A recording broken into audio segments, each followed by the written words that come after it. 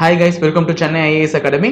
So, எங்க academy சார்பில் இப்போ ஆர்ஆர்பியில் அப்கமிங் ரெக்ரூட்மெண்ட்டான என்டிபிசிக்கும் குரூப் டிக்கும் எக்ஸாம் ஸ்டார்ட் ஆக போகுது. ஸோ இந்த எக்ஸாம்ஸ்க்கான ப்ரீவியஸ் இயர் கொஷின்ஸ் வந்துருக்கும்ல. ஸோ அந்த கொஷின்ஸை வந்து இப்போ நம்ம தமிழ்லையும் பார்க்க போகிறோம், இங்கிலீஷ்லையும் பார்க்க போகிறோம். ஏன்னா கொஷின்ஸ் வந்து பைலிங்குவல் தான் நமக்கு கேட்க போகிறாங்க. ஸோ தமிழ் அண்ட் இங்கிலீஷ் ரெண்டுமே கலந்து பார்க்க போகிறோம். நமக்கு இதில் வந்து மெயினான சப்ஜெக்ட்ஸ் எதுன்னு பார்த்தீங்கன்னா reasoning, aptitude and general awareness, general knowledge அப்படின்னு சொல்லக்கூடிய ஒரு டாபிக் தான்.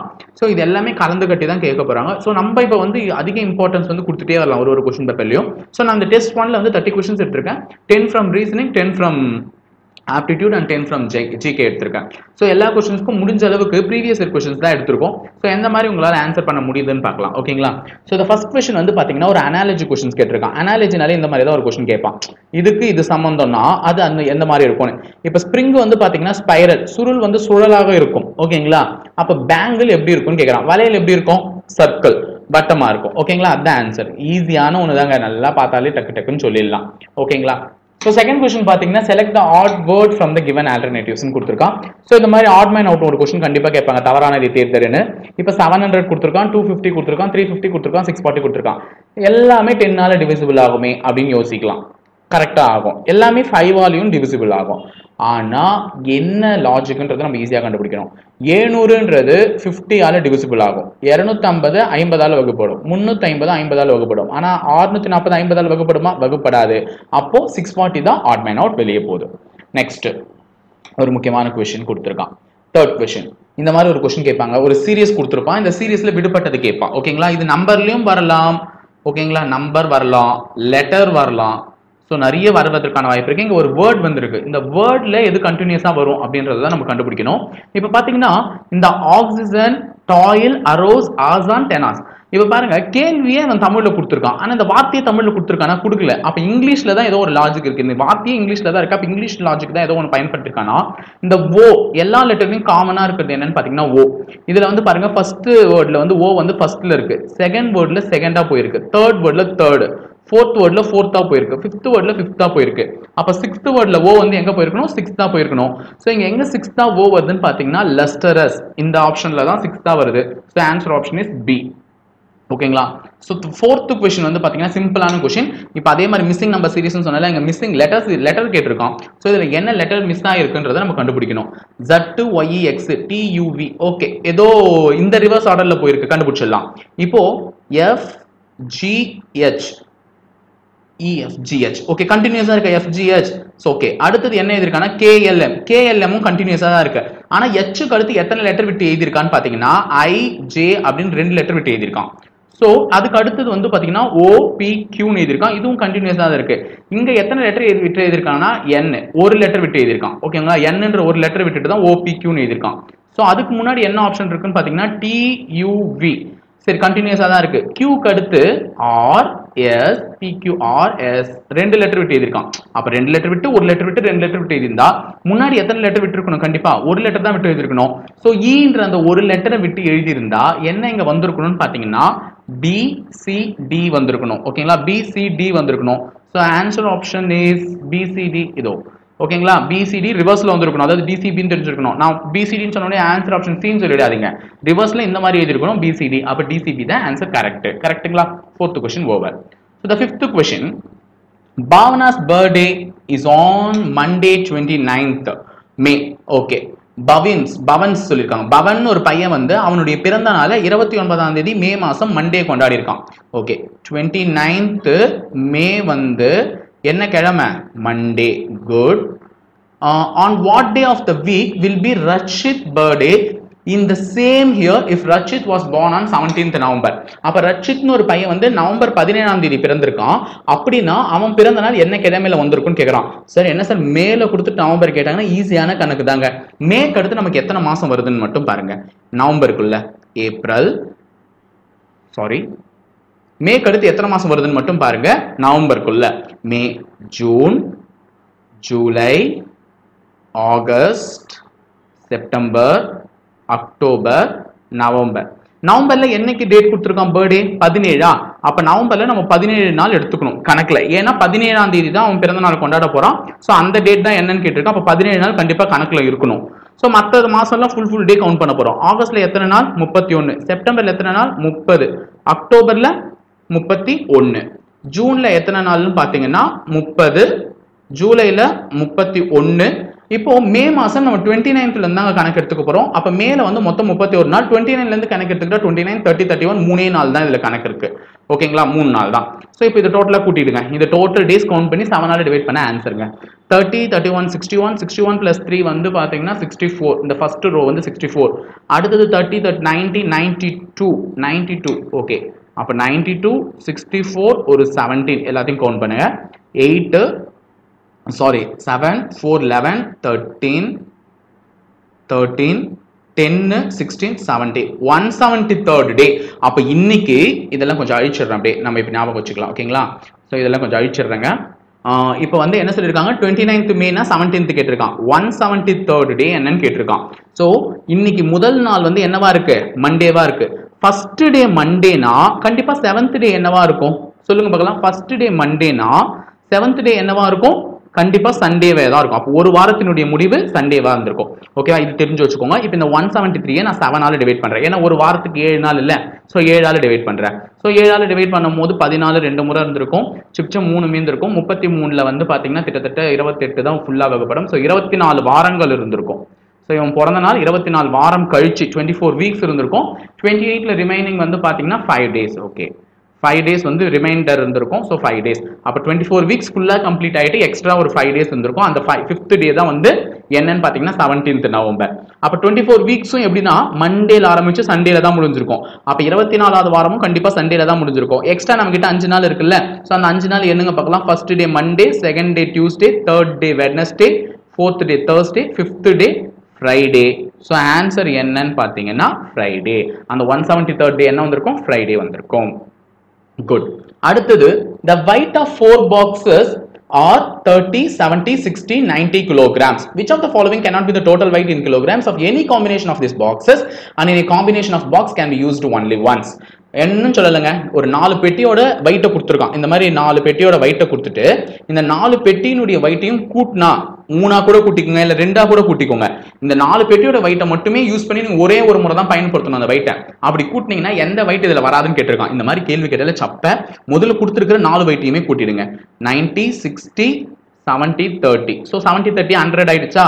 இது ஒரு 190 பிளஸ் ஒரு 60 கூட்டினா எவ்வளவு வந்திருக்கும், 190 பிளஸ் ஒரு 60 என்ன வந்திருக்கும்னு பாத்தீங்கன்னா 250. ஓகேங்களா, 190 பிளஸ் ஒரு 60 250. அப்ப 250 கிராம் தாராளமா வரும். ஓகேங்களா, 250 கிராம் வரும். ஓகேங்களா, நம்ம ஆப்ஷன்ல 250 இருக்கு. அப்ப 4 பெட்டியும் கூட்டினா தான் உங்களுக்கு 250. இல்ல 90 70 கூட்டினா என்ன வந்திருக்குன்னா 160 பிளஸ் ஒரு 30 கூட்டி இருந்தீங்கன்னா உங்களுக்கு என்ன வந்திருக்கும், இந்த 90 70 30 கூட்டினா 190 வந்துரும். ஓகே, அப்போ 190 வரதுக்கு வாய்ப்பு இருக்கு, சான்சஸ் இருக்கு. இதே 90 70 60 கூட்டி பாருங்க 0 0 9 பிளஸ் ஒரு 6 15 15 பிளஸ் ஒரு 7 22. அப்போ 220 வருது. அப்போ உங்களுக்கு வராத வாய்ப்பு 200 தான் வர சான்ஸே இல்லை. Okay, good. அடுத்தது 7th question. From the given words select the word which cannot be formed using the letter of the given word. அதாவது இதை வச்சு உங்களால் உருவாக்க முடியாத வார்த்தை என்ன, மிஸ்டிக்யூ. ஓகேங்களா, மிஸ்டிக்யூன்னு ஒரு வார்த்தை இருக்கு, இதை வச்சு உருவாக்க முடியாத வார்த்தை என்னன்னு கேட்டிருக்கான். சோ எமிட்ஸ் உருவாக்கிடலாமா, இ இருக்கு, எம் இருக்கு, ஐ டி எஸ் எல்லாமே இருக்கு. அப்ப எமிட்ஸ் உருவாக்கிடலாம். டீம்ஸ் உருவாக்கலாம்னா தாராளமா உருவாக்க முடியுமானா ஏ கிடையாது. சோ டீம்ஸ் நம்மளால உருவாக்கவே முடியாது. அப்ப ஆன்சர் ஆப்ஷன் வந்து என்னன்னு பாத்தீங்கன்னா டீம்ஸ். இதை தான் நம்மளால உருவாக்க முடியாது. சியூட்டும் உருவாக்கிடலாம், குவைட்டும் உருவாக்கிடலாம். ஓகே, ஸோ அடுத்தது விடுபட்ட எண்ணை கண்டுபிடி. இந்த மாதிரி ஒரு முக்கியமான கொஸ்டின் கேட்பேன், எப்பவுமே ரொம்ப ரொம்ப முக்கியம். ஸோ பாருங்க என்ன லெட்டர் வந்து இங்க விடுபட்டிருக்கு, என்ன நம்பர் வந்து விடுபட்டிருக்குன்னு. இப்போ இந்த நம்பர்ஸை வச்சுதான் இது நம்ம உருவாக்கி இருக்கணும். 6. ஓகே, நான் கண்டுபிடிச்சிட்டேன். யாருக்காவது கண்டுபிடிக்கிறீங்களா, கண்டுபிடிச்சிருக்கீங்களா? இங்க கீழே 6 கொடுத்துருக்கான், 3 216 கொடுத்துருக்கான், இங்க 16 4 2 கொடுத்துருக்கான், இங்க 49 இது. ஓகே, இப்போ இதோட பவர் 6 பவர் 3 அதுதான் என்னன்னு பாத்தீங்கன்னா 216. அப்ப 6 கியூப் ஆன்சர் என்ன, 216. 2 to the power of 4 is equal to 16. 2 4 முறை பெருக்குங்க, 2 4 முறை பெருக்குனா என்ன கிடைக்கும், இது ஒரு 4 இது ஒரு 4 4 4 16. ஓகேங்களா, ஆன்சர் வந்துடுச்சு. அப்போ இது வந்து பேஸ், அதனுடைய பவர் வந்து மேல இருக்குது. அப்ப 7 is the base, 2 is the power. So 7 square என்ன 49. So ஆன்சர் இங்க என்ன வந்திருக்கும், 2 வந்திருக்கும். நான் எழுதியே போட்டேன்ல. ஓகே, ஃபர்ஸ்ட் எழுதி போட்டு ஆன்சரை பார்த்து கண்டுபிடிச்ச உடனே. Okay good. அடுத்தது 9th கொஸ்டின் வந்து பாத்தீங்கன்னா ஒரு டைரக்ஷன் சென்ஸ்ல இருந்து கேட்டிருக்காங்க. a man walks 6 km to the east. So நமக்கு எல்லாருக்கும் தெரியும் இது நார்த், இது ஈஸ்ட், இது சவுத், இது வெஸ்ட். அப்போ ஒரு மனுஷன் 6 கிலோமீட்டர் ஈஸ்ட்டை நோக்கி நடக்கிறான். அப்போ ஈஸ்ட்டை நோக்கி 6 கிலோமீட்டர் நடக்கிறான். then it turns to the south. ஓகேங்களா? then it turns to the south and walks 5 kilometer. again it turns to the east and walks 6 kilometer. ஓகேங்களா? so 6 kilometer first east திரும்பினா அப்புறமா சவுத் பக்கமா திரும்பி 5 kilometer திருப்பியும் ஈஸ்டா நோக்கி 6 kilometer போயிருக்கான். next it turns northwards and walk 10 kilometer. திருப்பி north பக்கமா திரும்பி எத்தனை கிலோமீட்டர் போயிருக்கானா 10 kilometer போயிருக்கான். how far is he from his starting point? அவன் ஆரம்பிச்ச இடத்துல இருந்து எவ்வளவு தொலைவுல இருக்கான்னு கேட்டிருக்காங்க. so ரொம்ப ஈஸியான क्वेश्चन. இப்போ இது 10 கிலோமீட்டர்னும் போது கொஞ்சம் பெருசா போட்டுக்கணும் நம்ம. ஓகேங்களா? இப்போ கொஞ்சம் பெருசாவே போட்டுக்கங்க 10 கிலோமீட்டர். ஸோ அதில் இப்போ இந்த டிஸ்டன்ஸ் இப்படி இருந்திருப்பான். அதாவது இந்த இடத்த ஆரம்பிச்ச இடத்துல இருந்து எவ்வளோ டிஸ்டன்ஸ்ல இருக்கான்னா இது வந்து ஒரு ரெக்டாங்கிள் ட்ரையாங்கிள் மாதிரி வருதா. ஸோ நம்ம வந்து பித்தாகரஸ் தியரம் அப்ளை பண்ணணும். அப்போ இந்த டிஸ்டன்ஸ் நமக்கு தெரியணும், இந்த டிஸ்டன்ஸ் நமக்கு தெரியணும். இந்த ரெண்டு டிஸ்டன்ஸும் தெரிஞ்சா இந்த டிஸ்டன்ஸ் என்னன்றதை நம்மளால கண்டுபிடிக்க முடியும். ஸோ இந்த கீழே இருக்கிற டிஸ்டன்ஸ் பார்த்தீங்கன்னா இது ஒரு 6 கிலோமீட்டர். இந்த 6 கிலோமீட்டர் தான் இங்க இருந்திருக்கும். So 6 + 6 12 kilometre. ஓகேங்களா? அப்போ 12 ஸ்கொயர் பிளஸ் இந்த டிஸ்டன்ஸை கண்டுபிடிக்கணும்னா கீழே இந்த 5 கிலோமீட்டர் வந்து என்ன ஆயிடும்? கேன்சல் ஆயிடும். ஸோ மேலே ஒரு 5 கிலோமீட்டர் தான் எக்ஸ்ட்ரா இருக்கும். அப்போ 5 square. So 12 square + 5 square. 12 square 144, 5 square வந்து 25. ஓகேங்களா? 5 ஸ்கொயர் 25. இது ரெண்டுத்தையும் சேர்த்து ஆன்சர் வந்துடும். ஸோ ஆன்சர் வந்து நான் சீக்கிரமா எழுதி காமிக்கிறேங்க பாருங்க. ஸோ 12 ஸ்கொயர் 144 போட்டிங்களா? 144 போடும்போது என்ன வந்துச்சு? 144 + 25 ரெண்டுத்தையும் ஆட் பண்ணணும்னு சொல்லியிருந்தேன். ரெண்டுத்தையும் ஆட் பண்ணா 169. இந்த 169 எதோடைய ஸ்கொயர்னு பார்த்தீங்கன்னா 13 square. So answer is 13 kilometre. Good. So அடுத்தது looking at a portrait of a man, Arsh said, his mother is the wife of my father's son, brothers and sisters I have none, at whose portrait was Arsh looking கேட்டிருக்கான். அதாவது ஒரு ஓவியம் இருக்கு. அந்த ஓவியத்தை பார்த்து அர்ஷ்ன்ற ஒருத்தர் என்ன சொல்லியிருக்காங்கன்னா தமிழ்லயே படிங்க, இந்த மாதிரி கேள்விகள்லாம் வந்தா ஈஸியாவே புரிஞ்சிடும். இவருடைய தாய் என் தந்தையின் மகனின் மனைவி ஆவார், எனக்கு உடன் பிறந்தவர்கள் யாரும் இல்லை என்கிறார். எனில் அர்ஷுக்கு ஓவியத்தில் இருப்பவர் அர்ஷுக்கு என்ன ஒரு ஓகே ஏதோ ஒரு போட்டோவில் இருக்கிற ஒருத்தரை பார்த்து தான் யார் சொல்லியிருக்காங்க? அர்ஷ்ன்ற ஒருத்தர் பேசியிருக்கார். அர்ஷ். ஓகேவா? அவர் என்ன சொல்றாருன்னா இவருடைய தாய், இந்த போட்டோல இருக்கிறவங்களோட தாய், ஓகேவா? போட்டோல இருக்கிறவருடைய தாய் என் தந்தையின் மகனின் மனைவி ஆவார். அதாவது இவங்க தந்தை ஒருத்தர் இருக்கார், அர்ஷுக்கு ஒரு தந்தை இருக்காரு. அந்த தந்தைக்கு ஒரு மகன்னா அதே அர்ஷு தான். ஓகேவா? அவங்க தந்தைக்கு மகன் யாரு? அதே அர்ஷு தான். நல்லா பாருங்க, அந்த தந்தையின் மகன் அதே அர்ஷ் தான் வருவாரு. ஏன்னா அவனுக்கு தான் உடன் பிறந்தவர்கள் யாரும் இல்லை அப்படின்னு ஒரு கூற்று சொல்லியிருக்கான்ல. சோ அவங்க தந்தையின் மகன் அதே அர்ஷ், அவங்களுடைய மனைவி தான் இந்த போட்டோல இருக்கிறவங்களுடைய அம்மா அப்படின்னு சொல்லியிருக்கான்.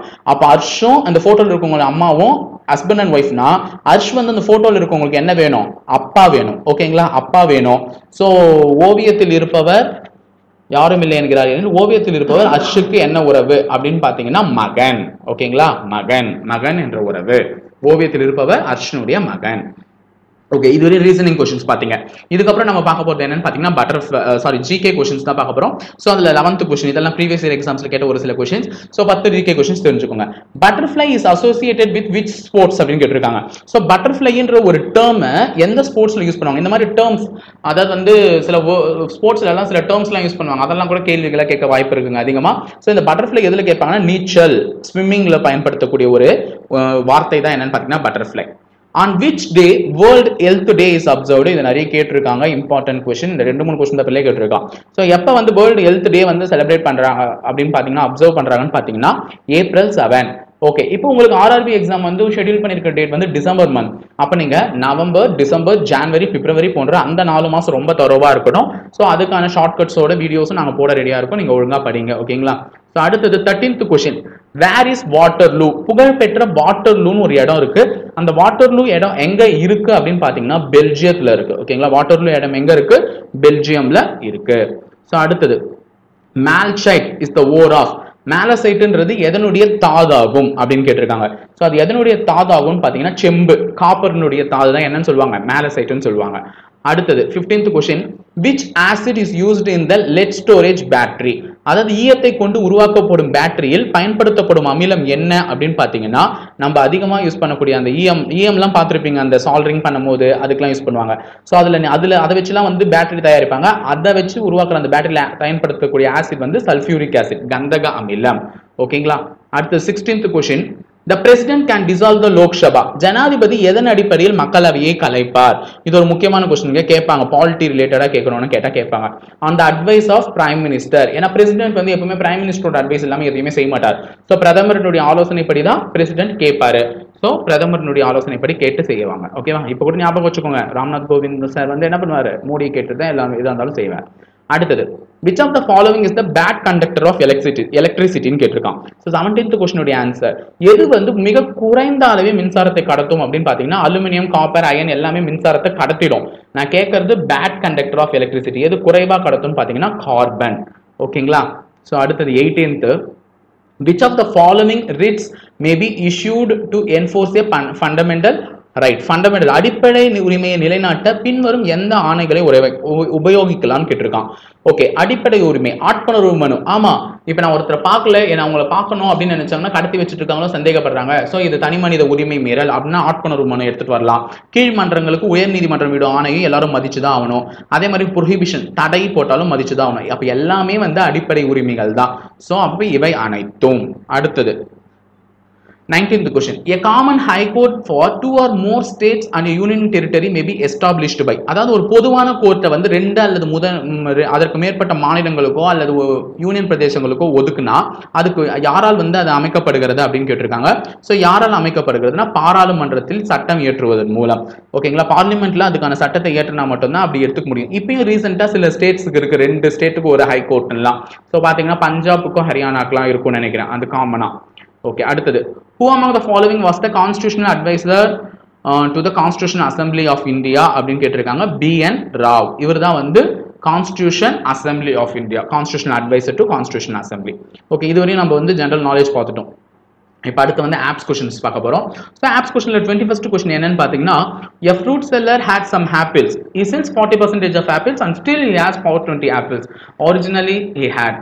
இந்த क्वेश्चन வந்து நிறைய முறை டேட்டா மாத்தாத கேட்டா அப்படியே ஒரு क्वेश्चन. ஓகேவா? நிறைய முறை டேட்டாவே மாத்ததில்லை, இதே டேட்டா இதே क्वेश्चन அப்படின்னு கேட்டிருக்கான். பார்த்தோன்னே ஆன்சர் சொல்லிட்டு போயிடலாம். ஒரு பழ வியாபாரியிடம் சில பழங்கள் உள்ளன, எவ்வளவு இருக்குன்னு சொல்லல. அவர் அதில் 40% பழங்களை விற்றுவிட்டார். அப்போ இனிஷியலா அவர்கிட்ட எவ்வளவு சதவீதம் பழம் இருந்திருக்கும்? 100% இருந்திருக்கும். அதுல 40% அவர் வித்துட்டார்னா விற்காத சதவீதம் என்னங்க? 60%. ஓகேவா? விற்காத சதவீதம் 60%. அவரிடம் மீதம் அப்பொழுது 420 பழங்கள் இருந்தன. அந்த 420 பழங்கள் தான் எத்தனை சதவீதம்? 60. அப்பனா டோட்டலா எவ்வளவு அவர்கிட்ட இருந்துச்சுன்னு கேக்குறாங்க. 100% என்னன்னு கேக்குறான். அப்போ 60% 420னா 100% என்ன? இதுதான் நம்மள கேட்கிற கேள்வி. அப்படியே குறுக்கு பெருக்கல் பண்ண வேண்டியதான். 420 × 100 டிவைடட் பை 60. குறுக்கு பெருக்கல் பண்ணிருக்கங்க, வேற எதுவும் பண்ணா எக்ஸ் கண்டுபிடிக்கலாம். சோ 60 வந்து 20வது வாய்ப்பாட்டில் அடிங்க, இது 3 முறை, இது வந்து எத்தனை முறை? 5 முறை. சோ இது அடிச்சா 42ல 1 12 140. 140 × 5 700. ஆன்சர் முடிஞ்சிருச்சு. ஓகேங்களா? So answer option is D. Good. அடுத்தது, a sum of money at simple interest amounts to rupees 815 in 3 years and to 854 in 4 years. The sum is அப்படின்னு கேட்டிருக்கான். ஏதோ ஒரு அமௌண்ட்டை வந்து நான் தனி வட்டிக்கு விடுறேன். ஓகேவா? ஏதோ ஒரு தொகையை வந்து நான் என்ன பண்றேன்? தனி வட்டிக்கு விடுறேன். 3 வருஷத்துல அது 815 ரூபாவா இருக்கு, 4 வருஷத்துல 854 ரூபாவா இருக்கு. அப்படின்னா நான் எவ்வளவு சம்ம கொடுத்துருப்பேன்? இதுதான் என் கேள்விங்க. ரொம்ப ஈஸியான கேள்வி. 3 வருஷத்துல இருந்து 4 வருஷத்துக்கு எவ்வளவு ஆச்சுன்னா இந்த 854ல இருந்து 815 கழிச்சா ஒரு வருஷத்துக்கு எவ்வளவு வட்டின்னு கிடைக்கும்ல. ஏன்னா சிம்பிள் இன்ட்ரெஸ்ட்ன்றது முதல் வருஷத்துல நீ எவ்வளவு வட்டி கொடுக்குறியோ அதே தான் எத்தனை வருஷம் ஆனாலும் கொடுக்க போற. காம்பவுண்ட் இன்ட்ரெஸ்ட்னா தான் வட்டிக்கு மேல குட்டி போட்டுட்டே வரும், வட்டி குட்டி போட்டுட்டே வரும். சிம்பிள் இன்ட்ரெஸ்ட் அப்படிலாம் கிடையாது, எவ்வளவு வட்டி கொடுக்குறியோ அதே தான் கொடுக்க போற. இப்ப 4வது வருஷத்துல 854, 3வது வருஷத்துல 815னா ரெண்டுத்தையும் கழிங்க. 14ல 5 போச்சுன்னா 9, 4ல 1 போச்சுன்னா 3. அப்போ ஒரு வருஷத்துக்கே 39 ரூபாய் தான் வட்டி. ஓகேங்களா? ஒரு வருஷத்துக்கு 39 ரூபாய் வட்டினா அந்த 39 × 3 போடுங்க. ஏன் 3 போட சொல்றேன்றதை நான் அப்புறமா சொல்றேன். 39 × 3, ஏன்னா 3 வருஷத்துக்கு வட்டி. இதுல இந்த அமௌண்ட்ல அந்த 3ஆல பெருக்கி அதை கழிச்சிட்டாலே நமக்கு சம்மு கிடைச்சிட போகுது. அவ்வளவுதான், ஒண்ணு இல்ல. 3 9 27, 3 9 11. அப்ப 117 ரூபாய் 3 வருஷத்துக்கு அவன் வட்டியா வாங்கியிருப்பான். 39 × 3னா 3 வருஷத்துக்கு வட்டியா 117 ரூபாய் வாங்கியிருப்பான். அப்ப 815ல நீங்க 117 கழிச்சா முடிஞ்சிச்சு. 8ல முடிகிற மாதிரி எதனா ஆப்ஷன் இருக்கா? Okay, good. நல்லாவே தெரியுது 8ல முடிகிற மாதிரி ஒரே ஆப்ஷன் தான் இருக்கு. பார்த்தோன்னே கடைசி டிஜிட் வச்சு நான் போட்டுருவேன். சும்மா தேவையில்லாம எல்லாத்தையும் கண்டுபிடிச்சிட்டு இருக்காங்க. 15ல 7 போச்சுன்னா 8, 8ல முடிகிற மாதிரி ஒரே ஆப்ஷன் தான் இருக்கு. சப்போஸ் 2 ஆப்ஷன் இருந்துச்சுன்னா மிச்சத்தை கண்டுபிடிங்க. 10ல 1 போச்சுன்னா 9, 7ல 1 போச்சுன்னா 600. ஓகேங்களா? 698.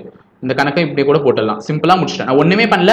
3வது வருஷத்துக்கும் 4வது வருஷத்துக்கும் உள்ள வித்தியாசத்தை கண்டுபிடிச்சேன். அப்போ ஒரு வருஷத்துக்கு 39 ரூபாய் வட்டினா அந்த 39 into 3 வருஷத்துக்கு வாங்கியிருக்கிறது பெருக்குன்னா 117 ரூபாய் தான் 3 வருஷத்துக்கு வாங்கியிருப்பான். அப்போ 3 வருஷத்துக்கு முடிவில் வந்த வட்டி தொகையோட சேர்த்த அமௌண்ட்டை நான் கழிச்சுட்டா அந்த ஒரிஜினல் அமௌண்ட் எனக்கு கிடைச்சிருச்சு. குட். அடுத்தது 23. By selling a table for rupees 572, a man gains 30%. அதாவது ஒரு டேபிள் 572 ரூபாய்க்கு விற்கிறது மூலமா ஒருத்தனுக்கு 30% லாபம் வருதுன்னா காஸ்ட் பிரைஸ் என்னன்னு கேட்கலாம். எப்பவுமே காஸ்ட் பிரைஸ் வந்து 100%. ஓகேவா? காஸ்ட் பிரைஸ் எப்பவுமே 100%. அதை தான் நம்மள கேட்கறான். அப்ப 100% என்ன நம்மள கேட்கறான்? செல்லிங் பிரைஸ் என்னன்னு பாத்தீங்கன்னா நமக்கு லாபம் எவ்வளவு அடைஞ்சிருக்கான்? 30% லாபம் வச்சு வித்தா அப்ப selling percentage cost percentage 100, sorry cost price 100, அதுக்கு மேல 30% அவனுக்கு ப்ராஃபிட் கிடைச்சிருக்கான். செல்லிங் பிரைஸ் எத்தனை பர்சன்டேஜ்னா 130%. அப்ப 130% தான் எவ்வளவுங்க? 572.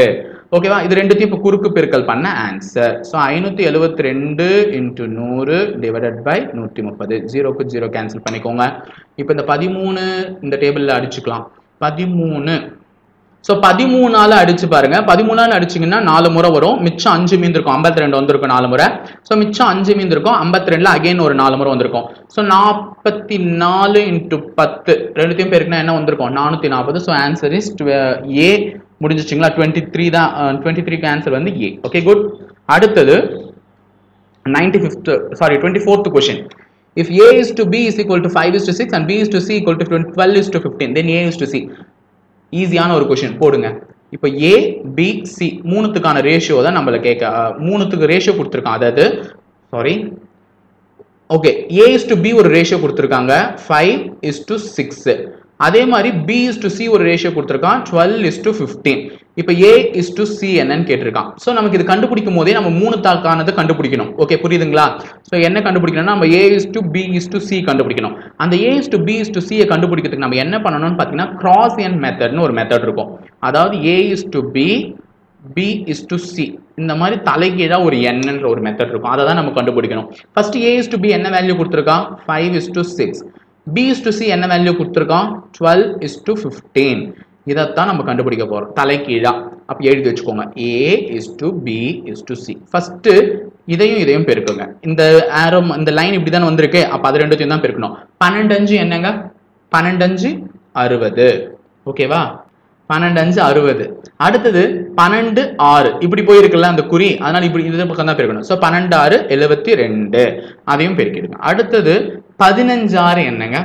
15 6 என்னன்னு பாத்தீங்கன்னா 90. ஓகேவா? சோ இப்போ ரேஷியோ கண்டுபிடிச்சிட்டேன். இப்போ இதெல்லாம் போயிடுச்சு. இப்போ என்ன ரேஷியோன்னு பாத்தீங்கன்னா அடுத்தது இது மூணுத்தையும் நம்ம கேன்சல் பண்ணலாம். இந்த மூணும் எதுல பொதுவா கேன்சல் ஆகும்னா 3 டேபிள்ல கேன்சல் ஆகலாம், இல்ல வேற எதனா ஒரு டேபிள்லயும் கூட கேன்சல் ஆகலாம். உங்களுக்கு எந்த டேபிள் ஈஸியா இருக்கும் அது கன்வீனியன்ட்டா கேன்சல் பண்ணிக்கோங்க. சோ எல்லாருமே பேசிக் 3 டேபிள்ல கேன்சல் பண்ணிக்கோங்க. இத 3 டேபிள்ல கேன்சல் பண்ணா இது வந்து ஃபர்ஸ்ட் வந்து 20 வரும். அடுத்தது 72ல வந்து பாத்தீங்கன்னா 224 வரும். அடுத்தது 30 வரும். சோ அகைன் 2 டேபிள்ல கேன்சல் பண்றீங்களா? 10 12 15. சோ இதுக்கு அப்புறம் இது கேன்சல் ஆகுமா? ஆகாது. ஓகேவா? ஆனா அவன் கேட்ட ரேஷியோ என்னங்க? A is to C தானே கேக்குறான். இது A, இது C. இது அடிக்கலாம்ல மேற்கொண்டு. இதை மேற்கொண்டு அடிச்சா 10ன்றது எத்தனை முறை வரும்? 10ன்றது 5 டேபிள்ல 2 டைம்ஸ் வரும். 15ன்றது 3 டைம்ஸ் வரும். அப்ப 2 is to 3 answer. So answer option is D. முடிஞ்சிச்சுங்களா? 24th question. அடுத்தது 25th क्वेश्चन. ரொம்ப ஈஸியான क्वेश्चन. நிறைய எக்ஸாம்ஸ்ல கேக்குற question. The mode of the data. இந்த கொடுத்திருக்கிற இதோட தரவு கேட்டிருக்கான். தரவு கிடையாது ஆக்சுவலா, முகடு. ஓகேங்களா? முகடு காண்கன்னு கொடுத்திருக்காங்க. சோ முகடுனால என்ன, மோட்னால என்னன்னா அதிக டைம் ரிப்பீட் ஆயிருக்கிற நம்பரை தான் முகடுன்னு சொல்லுவாங்க. இப்போ இதுல கொடுத்திருக்கிறதுல எது நம்பர் ஆஃப் டைம்ஸ் அதிகமா ரிப்பீட் ஆயிருக்குன்னு பாத்தீங்கன்னா அதிகமா ரிப்பீட் ஆயிருக்கக்கூடிய ஒரு நம்பர் 8 பாருங்க 4 முறை ரிப்பீட் ஆயிருக்கு. பார்த்தாலே தெரியுது. அப்ப 8 தான் அதனுடைய முகடு ஆகும். ஓகேவா? பார்த்தோன்னே சொல்லிட்டு போயிடலாம். அடுத்தது 26th क्वेश्चन. இந்த மாதிரி ஒரு क्वेश्चन நிறைய கேட்பாங்க. 3 bells rings at an interval of 5 minutes, 6 minutes and 12 minutes. அதாவது ஒரு பெல் 3 பெல் அடிக்குது. 5 நிமிஷத்துக்கு ஒரு முறை ஒரு பெல்லும், 6 நிமிஷத்துக்கு ஒரு முறை ஒரு பெல்லும், 12 நிமிஷத்துக்கு ஒரு முறை ஒரு பெல்லும் அடிக்குது.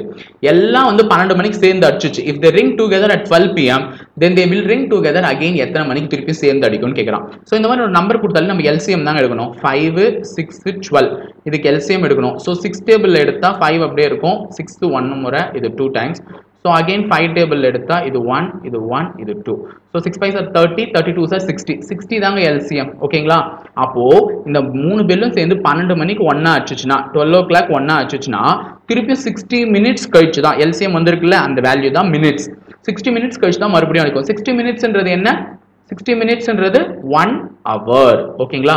அப்ப 12 மணிக்கு அடிச்ச பெல் திருப்பி எல்லாம் சேர்ந்து எத்தனை மணிக்கு அடிக்கும்? 1 o'clock அடிக்கும். அப்ப ஆன்சர் 1 மணி, 1 PM. Good. So answer 27th. A, B, C can do a job working alone 6, 9, 18 days. அப்போ ஒரு வேலையை A வந்து 6 டேஸ்ல, B வந்து 9 டேஸ்ல, C வந்து 18 டேஸ்ல தனித்தனியா செய்வாங்க. They all work together for 1 day. எல்லாரும் ஒரு நாள் சேர்ந்து செய்றாங்க. அதுக்கப்புறமா ஏவும் பியும் வேலையை விட்டு போயிறாங்க. Then A and B quit. ஓகேங்களா? So how many days C working alone will take to complete the remainder job? ஈஸியான ஒரு கேள்விங்க. ஸோ பார்க்கலாம். ஸோ ஏ வந்து எவ்வளோ நாளில் முடிப்பான்? 6 days, பி வந்து 9 days and C வந்து 18 daysல முடிக்கக்கூடிய ஒரு வேலையை இப்போ நம்ம வந்து சேர்ந்து செஞ்சா எப்படி எத்தனை நாளில் முடிப்பாங்கன்ற மாதிரி கண்டுபிடிச்சிடலாம். ஓகே, ஒரு நாளைக்கு அவங்க எவ்வளோ வேலை செய்வாங்கன்றது கண்டுபிடிக்கலாம். இப்போ 1/6 + 1/9 + 1/18. ஸோ இதுக்கு எல்சிஎம் எடுத்தா 18 தான் எல்சிஎம். ஏன்னா 18 வந்து 6 டேபிள்லையும் வரும், 9 டேபிள்லையும் வரும். ஸோ 18 எல்சிஎம்னா 3 + 2 + 1. 3 + 2 + 1. அப்போ மொத்தம் 18 செங்கல் இருக்குன்னு வச்சுக்கோங்க. அந்த 18 செங்கல்ல ஏ 3 செங்கலா அடுக்கி 6 நாள்ல அடுக்கி முடிச்சிடுவான் 18 செங்கலையும். பி 2 செங்கலா அடுக்கி 9 நாள்ல அடுக்கி முடிச்சிடுவான். ஆனா சி ஒரு நாளைக்கு ஒரு செங்கல் தான் எடுக்குவான். அப்போ ஒரு நாளைக்கு ஒரு செங்கல் அடிச்சா 18 நாள் எடுக்கும். இப்ப புரியுதுங்களா? டோட்டல் வேலை 18 வேலை, 18 செங்கல். ஏ 3 செங்கலா அடுக்கிறதுனால தான் அவனுக்கு 6 நாள்ல வேலை முடிஞ்சுது. பி 2 செங்கலா அடுக்கிறதுனால தான் அவனுக்கு 9 நாள்ல வேலை முடியுது. சி ஒரு செங்கலா அடுக்கிறதுனால தான் அவனுக்கு 18 நாள் ஆகுது வேலை முடிக்கிறதுக்கு. இப்போ இவங்க 3 பேரும் சேர்ந்து தானே செங்கல் எடுக்கிறாங்க. முதல் நாள் ஒரு நாள் எல்லாரும் வேலை ஒன்னா செஞ்சாங்க. ஃபர்ஸ்ட் டே வந்து எல்லாரும் வேலை ஒன்னா செஞ்சாங்க. அப்போ 3 செங்கல், 2 செங்கல், 1 செங்கல், மொத்தம் 6 செங்கல் அடிக்கிட்டு இருப்பாங்க ஃபர்ஸ்ட் டே. அப்போ 18ல 6 போச்சுன்னா 12 செங்கல் தான் இருக்கு. ஓகேங்களா? 12 செங்கல் தான் அடுத்து இருக்கு. 12 தான் இருக்கு. ஸோ ஃபர்ஸ்ட் டே 6 செங்கல் அடிக்க முடிச்சிட்டாங்க. யாரையும் வேலையை விட்டு போயிட்டாங்க? ஏவும் பியும் வேலையை விட்டு போயிட்டான். இப்போ ரிமைனிங் இருக்கக்கூடிய அந்த வேலையை சி எத்தனை நாள்ல முடிப்பான்னு கேட்டிருக்கான். ரிமைனிங் எத்தனை செங்கல் இருக்கு? 12 செங்கல் இருக்கு. ஒரு நாளைக்கு அவன் ஒரு செங்கல் தானே வைப்பான் சி. அப்போ 12 செங்கல் எத்தனை நாள் வச்சிருப்பான்? 12 செங்கல் 12 நாள்ல வைக்கப்பட்டிருக்கும். So answer is 12. Okay, good. So அடுத்தது 28th question. Possible measures of 3 triangles are. ஒரு முக்கோணத்தின் 3 கோணங்களை அளவிட எடுக்கும் சாதாரண வழிமுறை கோணங்கள் என்ன அப்படின்ற மாதிரி கேட்டிருக்கான். ஸோ ஆன்சர் வந்து என்னன்னு பார்த்தீங்கன்னா டி தான். எது வந்து 180 டிகிரி பாசிபிலிட்டி இதில் வந்து எல்லாமே 180 டிகிரி வரும். ஆனால் 180 டிகிரி இதில் வரலையோ அதை எடுத்துருங்க, அது வேண்டாம். மிச்சம் 180 டிகிரி வரணும்.